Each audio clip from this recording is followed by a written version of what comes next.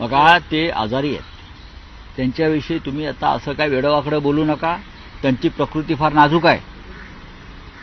तुम्ही काल बघितलं ना, हाताला पट्टी लावून बसलेले आहेत. त्यांचे मंत्री त्यांना भेटायला गेले, त्या मंत्र्यांनाही ते भेटले नाहीत. म्हणजे किती तब्येत त्यांची खराब आहे बघा. अशा नाजूक प्रकृतीच्या माणसाला तुम्ही असं डिस्टर्ब करू नका.